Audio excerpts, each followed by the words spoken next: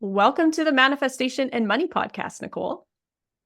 Hi, I'm glad to be here, Jen. I'm pumped to chat with you today, especially because in your intake form, you put you're a recovering manifester. So, first, I want you to share with the listeners just who you are and what your story is, and then we'll dig into the fun little tidbits. Okay, so I am a therapist and a money mindset mentor. I've been in the therapy world for, oh my gosh, a couple decades now, working with a lot of anxiety. And now I work with people with money with anxiety. It all rolled into itself. You add that layer of money on top, Yeah. that kind of takes anxiety to the next level. And especially in the current state that we're in with the Mhm. inflation going high, with now you're in the US, I'm in Canada, with our governments throwing out these tariffs that are going to cause the cost of everything. We're in this weird world right now. So I think to have people like you in their court to help work through that anxiety, especially around money, is super, super needed in this world. Yeah, I think there's just a general sense of people being really unsettled and feeling that, yeah, that lack of safety and uncertainty, like what's going to happen, how's this all going to look? And I just feel like a lot of my clients are just bracing Mm-hmm. Yeah. for they don't even know what, and always because I see a lot of people who are anxious. You hit the nail on the head there with the unsettled feeling that is Mhm. just kind of surrounding us all. You call yourself a recovering manifester. I would love to hear your story behind that. Okay. So I was a very active manifester for a long time. I mean, I found The Secret whenever The Secret came out, which was what, I don't know how long ago that was, but I'm in circles of people like, you watch The Secret, read The Secret. I read it. I just like ate it all up. And then I found Joe Dispenza's work. I don't know if you're familiar with him, Yep. but he takes manifestation and attracting health and whatever you want to the next level. And I've learned so much from him. He's really an amazing teacher.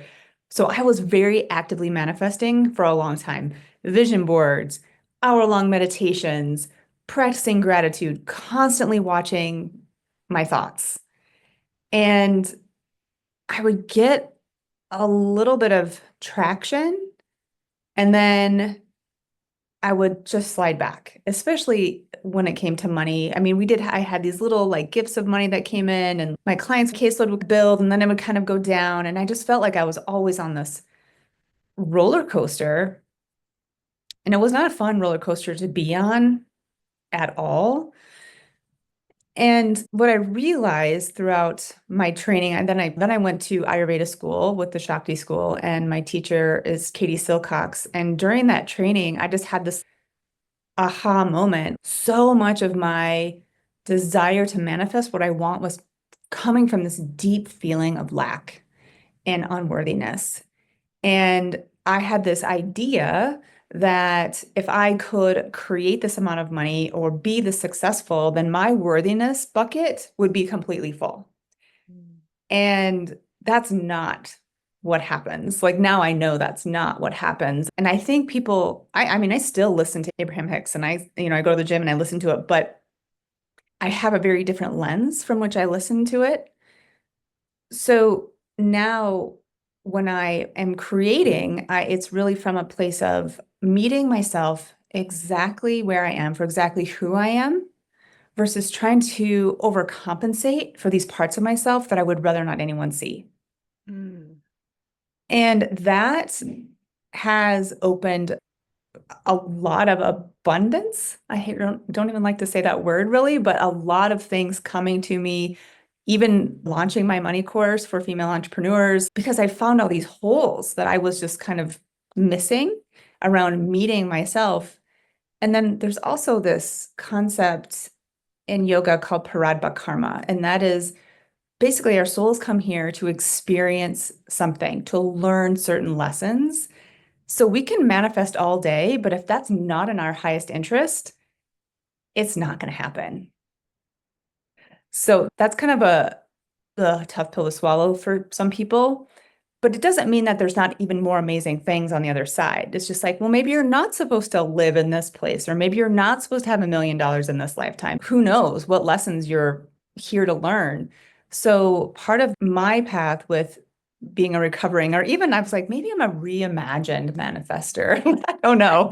But part of this comes from my work has been to meet myself where I am and to surrender to what life has brought me and how it's unfolding for me, and being open to all the lessons I'm supposed to learn, which can be really uncomfortable and sometimes really amazing.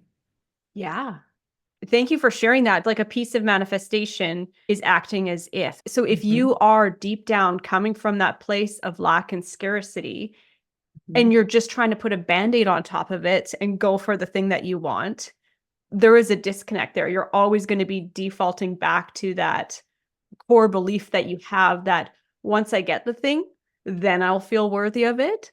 So what Mhm. an aha for you to come to that realization of, okay, I have to detach and have that worthy feeling now, in a sense, to Mhm. unlock things in my future. Right. And for me, so much of it was that unworthiness is related to trauma and past experiences from childhood, things that I needed to and wanted to heal. That I just, if you just like, oh, I'm just going to shove it off to the side, it'll just get better. And then manifestation, eventually, I would get so frustrated because it was like nothing's happening. And I'm seeing all these people surrounded by all these coaches, like making millions of dollars. And I'm just like drawing all this amazing stuff. And I just felt worse about myself. It was just like, I can't have the kind of mind to always be in the zone and the vibration alignment. That's the word. I just didn't, I was like, I really do suck, like, because I can't do this. So it was even a sort of a reinforcing of my feelings of lack, ineptitude, and unworthiness. Yeah. So, And I've had guests come on the show and dealing with those things, doing kind of shadow work. So you're digging into those things that are keeping you stuck in the past. And I right. noticed when reading through your bio, you talked about going to brain spotting mudding coach. And the first time I've heard brain spotting was literally on your intake form. So I would love Mhm. for you to dig into what is brain spotting. Yeah. So brain spotting is a brain body based intervention that helps to clear out the stuff that you've experienced in your life so you can be less reactive, more open, calmer. Clinically, it's like it decreases anxiety and can decrease PTSD and depression and balance mood with bipolar and decrease OCD, all these things. And I've been a brain spotter for a decade now. And I always kind of knew that I was missing that piece in all the coaching that I was getting, because it was just like this, just like write your goals down every day, do your mindset work, do the model is what I was trained. It's like a cognitive behavioral thing, and like doing all this stuff. And then when I kind of had my aha moment, I was like, all right, so, okay, God, if this is like literally what it's supposed to be for me, that's fine. I'm like done with all of it.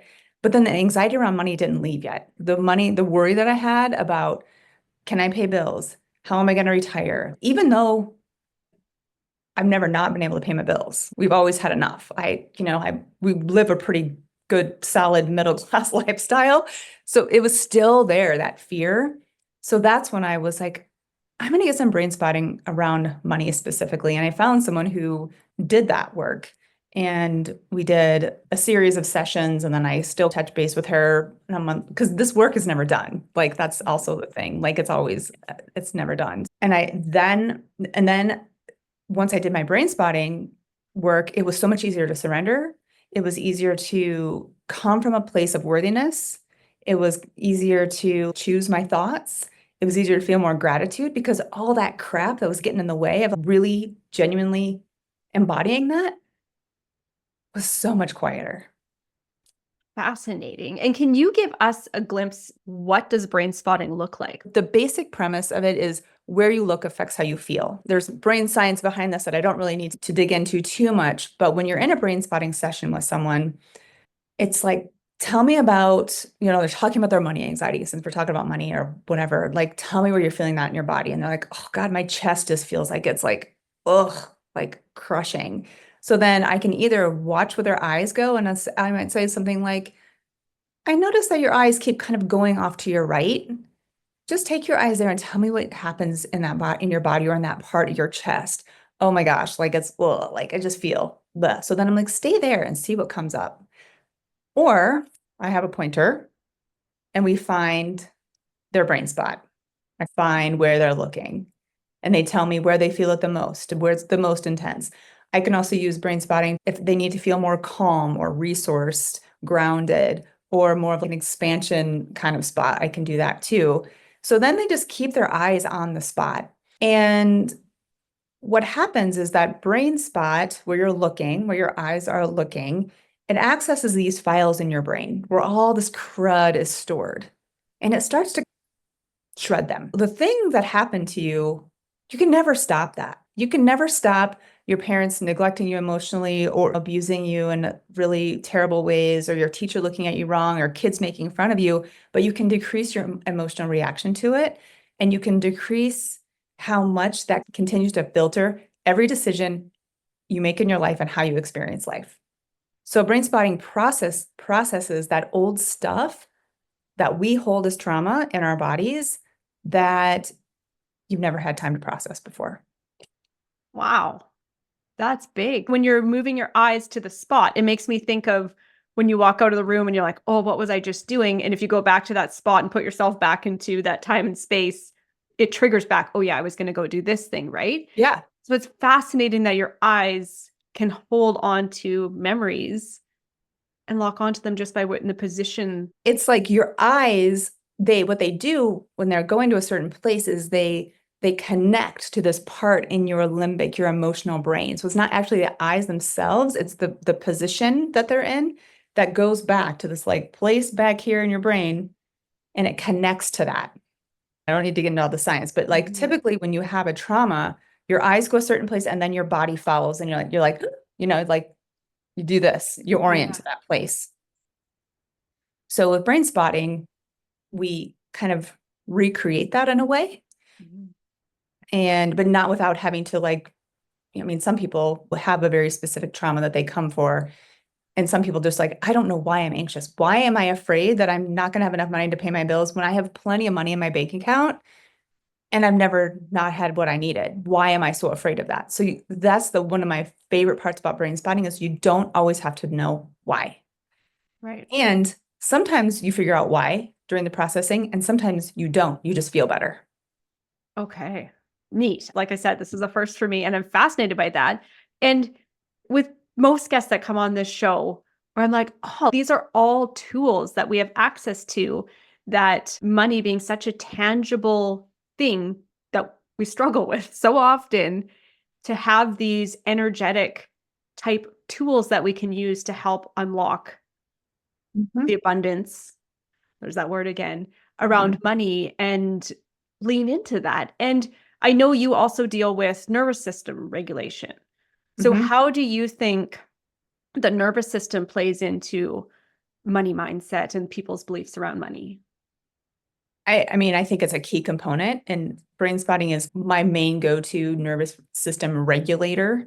If you've got the stuff that's stored in your amygdala in your brain that makes you feel unsafe or worried or question money or whatever it is, unworthy, whatever that is, your amygdala is responsible for sending your message to, hey, you're going to go into fight or flight now, or frozen, or hey, no, we're safe and we can chill out. All day long, your amygdala is scanning your environment. Am I safe?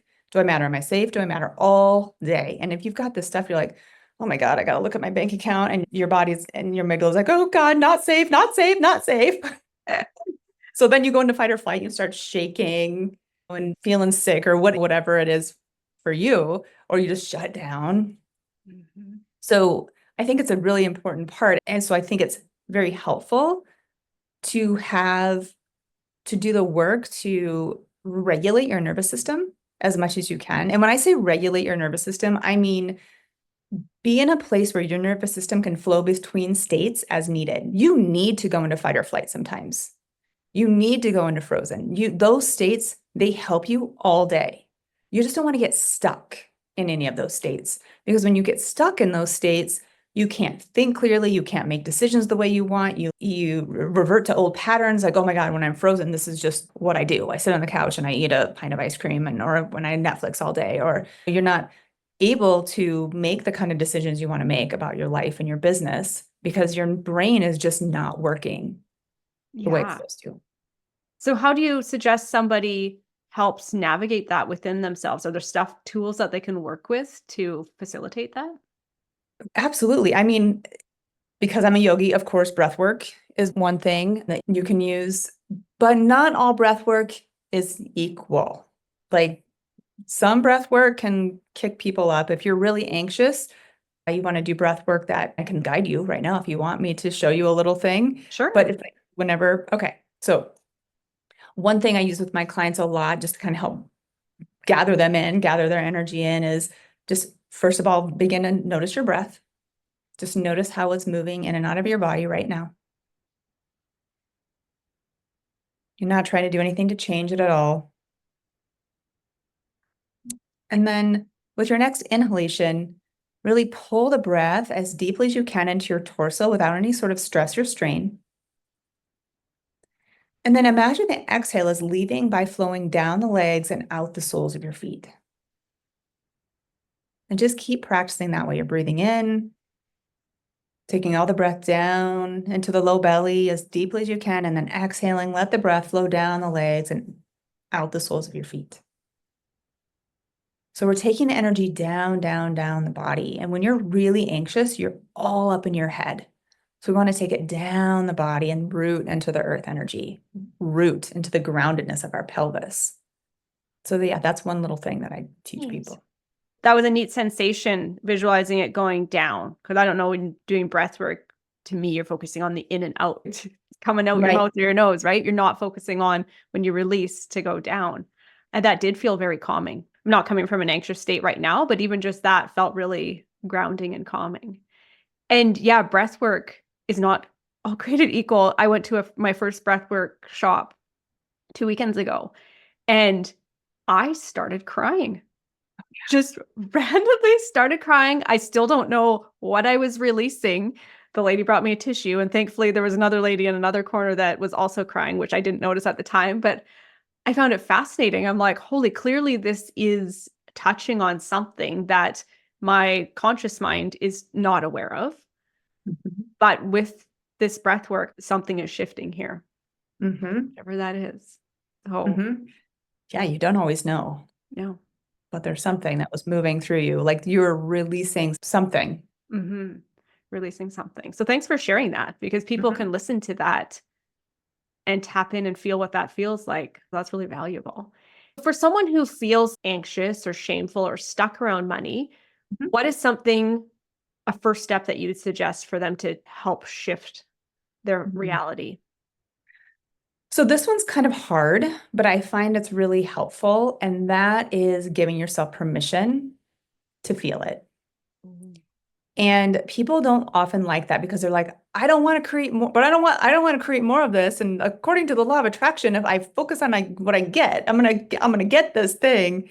And this is part of that, like meeting yourself exactly where you are, so you can actually open to what is there for you. So one thing that I do myself and I have my clients do is just really, okay, it's okay. And I do always hand on the heart. Like I'm just like hand, like, because whenever you're never going to run from a tiger with your hand on your heart. Like you're just not. You're gonna run from the tiger. So if your body's Right. like, oh, there she is with her hand on her heart. Okay, I must be okay. So like, oh, it's okay that I feel anxious about money, that I feel unworthy. It's okay that I feel this way.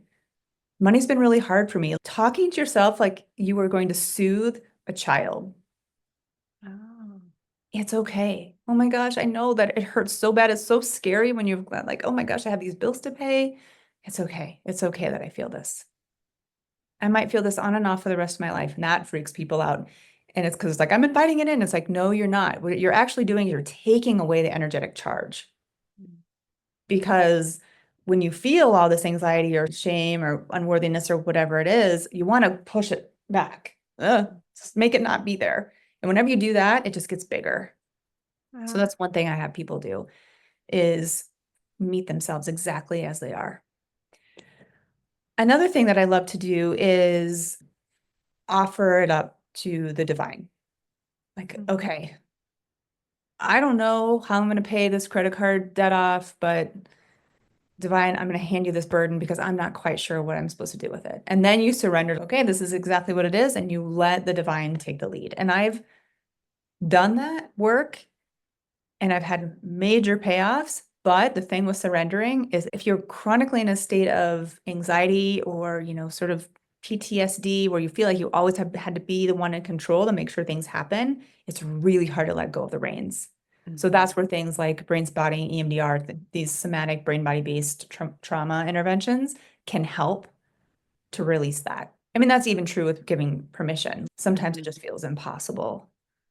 Yeah. And I But think even coming from a place of manifestation, that you have to figure out how to let go of that grip or control of this is the way it's supposed to play out. And exactly like you said, just saying, here's what I would like. I would like this to get taken care of. Here's the outcome that I would really like. And releasing that. And then seeing what paths show up or what options show up. And then it's up to you to say yes or no to them. But to be able to go, okay, I need to detach from the how, that's easier said than done in many cases. right. Because we want, as humans, our brain likes to know and figure out how and to know why. And so we can make our steps to make us feel safe. So just letting go, it's hard work. Yeah, it's hard work. It's hard work. Well, thank you so much for sharing these little tools and tips that people can sit down and do right here, right now. And I would love for you to share where else they can reach out and catch more of your wisdom. Yeah, I'm on Instagram at the real Nichole Jones, Nichole with an H. My website is magicalmysticalmoney.com. And I do have a little ebook on there for how to break free of the bank account freakout, which is what I call it, because so many of my clients are like, this spinny thing, I don't like to look at it. When am I going to see it? And it's just 5 ways to stop freaking out about money and to start earning more. And you can grab that at magicalmysticalmoney.com/worry. And that's just got some of these little tidbits and then some other things to really start to shift. Meet yourself too. Always. I'm like a broken record with my clients. I'm always like, okay. But I think oftentimes we need repetition. Oh, for sure. Yeah. Well, sure. thank you so much. I will make sure to link all of that in the show notes so people can click through that easily. And thank you so, so much for joining me on the show today. Yeah, thank you for having me.